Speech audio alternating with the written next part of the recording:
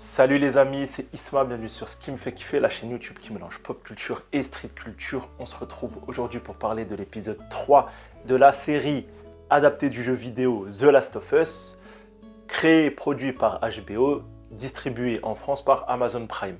En tête d'affiche, Bella Ramsey, Pedro Pascal. Que s'est-il passé dans cet épisode? On va voir ça tout de suite. Avant tout, les petits messages de routine. Abonne-toi, commente, like et partage. Aide la chaîne à grandir. Ici, on mélange pop culture et street culture. C'est votre soutien qui aide la chaîne à grandir. Les amis, je suis sur le départ. Je vais partir demain matin relativement tôt en voyage pour 2 semaines. Du coup, je serai absent pour les prochaines reviews de The Last of Us. Mais je vous invite premièrement à aller vous abonner et à suivre les reviews de Zino, mon poteau qui fait également les reviews de The Last of Us. Voilà, Zino, vous le trouverez dans la description, sa chaîne YouTube. Voilà, si vous avez besoin de votre analyse pointue par un professionnel pour des professionnels, c'est avec lui que vous pourrez observer un peu tout ça les prochaines semaines. Moi, je reviendrai plus tard. Voilà, à mon retour, je ferai le récap de ce qu'on a loupé dans l'épisode du coup 4 et 5. Et on reprendra après hebdomadairement parlant les reviews. Voilà, bref, cet épisode 3 de The Last of Us, que raconte-t-il, que se passe-t-il? On va faire ça à peu près en 2 points. Voilà, une critique rapide voilà, de l'épisode et ensuite une analyse point par point des points clés. Mais vu que cet épisode est anachronique, qu'il y a un gros flashback, on a commencé la critique, et ben la partie analyse sera petite. Donc on a un épisode déjà qui commence sans partie flashback comme on a eu beaucoup dans l'épisode 1 et 2. Je parle bien sûr du plateau de télé, voilà, de 1968, et ensuite de 2003 avec les militaires, tout ça qui commence à comprendre qu'il va falloir éradiquer totalement des villes pour limiter la propagation. Là, cette fois-ci, pas de scène comme ça. Je trouvais ça un peu dommage, mais bon, peut-être que c'est pour mieux revenir tout ça. Et surtout, cet épisode, en réalité, va quasiment se passer entre 2003 et 2023. Et en réalité, on va seulement voir notre super duo Ellie et Joël en intro et en outro. Et du coup, on retrouve Ellie et Joël qui sont du coup en fuite après le Capitole. Tess est morte, on ne fait pas trop allusion à Tess, mais la relation Ellie-Joël continue de se solidifier, de devenir telle qu'elle est connue dans les jeux vidéo, tout ça, de cette relation vraiment presque paternelle. Et il va y avoir une scène forte, ça sera la seule scène forte notable de ce périple, on va dire, de cette suite de périples. C'est quand on va voir le cimetière, le reste, tout ça, de ce fameux endroit où il y a les corps, les trucs, les vestiges, voilà, de cet exode qui a mal tourné, voilà, de tous ces habitants qui voulaient aller dans la ZQ, donc zone de quarantaine, et qui se sont fait tuer car il n'y avait soit pas la place, soit pas moyen qu'ils rentrent. Bref, dans la folie de la chute de la civilisation, des choses atroces ont été commises et on nous les a montrées. C'était plutôt intéressant, même si je trouve que ce n'était pas vraiment le focus de l'épisode.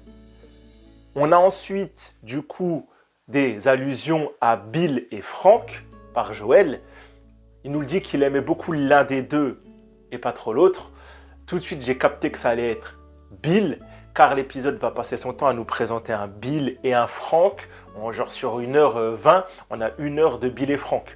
Donc on voit leur évolution, leur rencontre, tout ça. Bill est un survivaliste, tout ça, qui a aménagé toute sa rue, tu vois, sa rue en mode zone protégée. Et un jour, il a attrapé Frank dans l'un de ses pièges et il y a eu crush, tout ça, ils ont évolué, tout ça.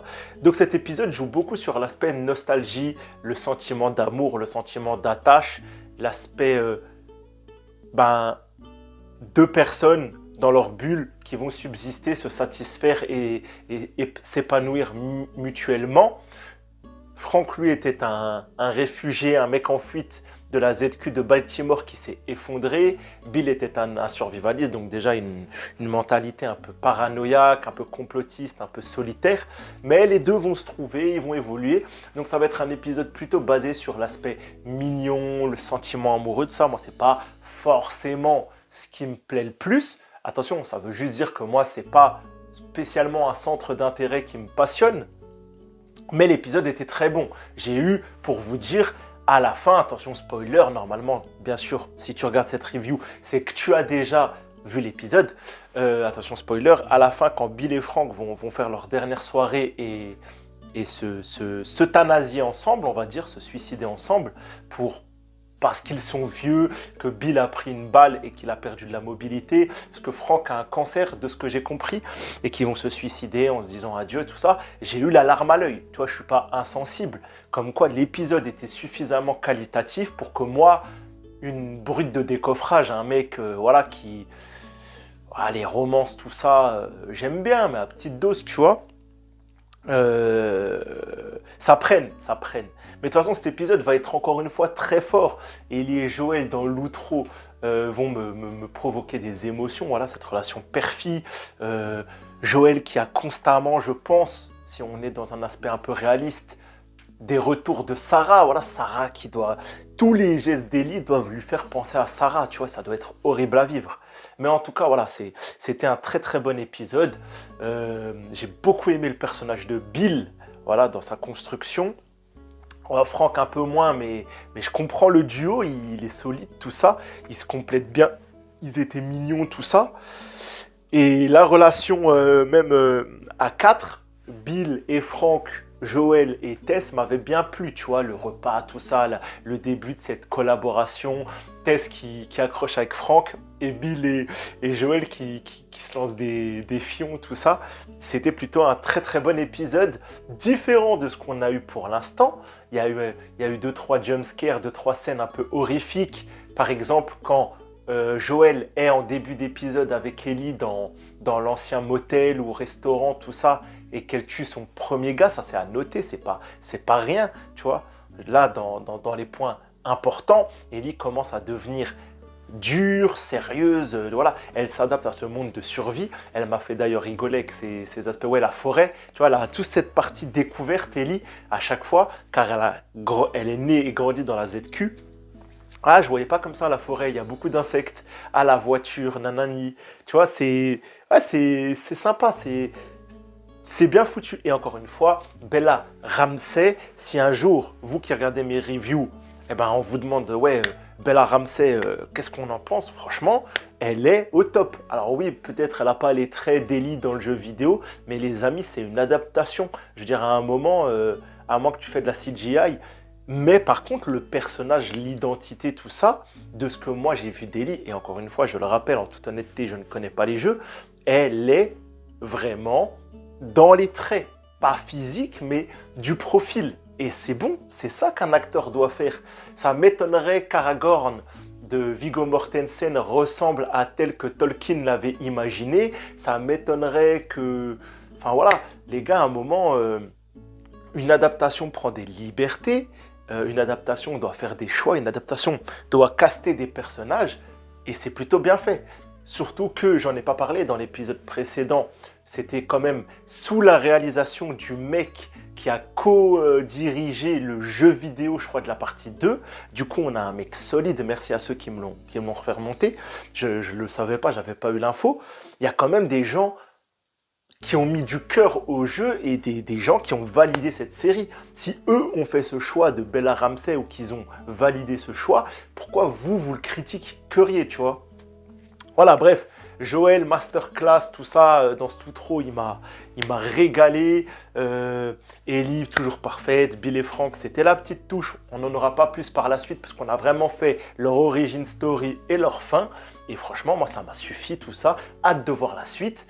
Maintenant, Ellie et Joël vont direction le Wyoming pour retrouver le frérot de Pedro Pascal, Diego Luna. Non, l'autre Luna, Gabriel Luna. Et du coup, j'ai oublié son nom, Tommy. Et voilà, voiture, la soupe, les haricots rouges, les semi-automatiques. On est prêt, let's go, c'est parti pour le road trip, tout ça.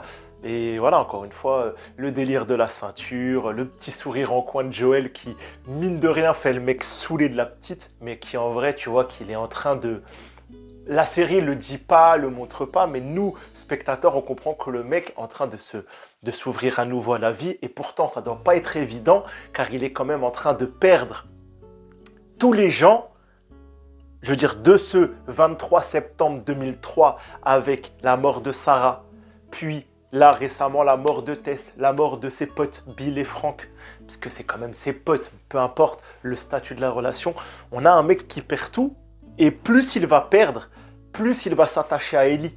Et c'est cette relation, voilà, par ces deux acteurs incroyables, c'est cette relation qui va rendre magnifique cette série. Et pour l'instant, encore une fois, c'est un sans faute. Il n'y a vraiment pas à chercher de défauts.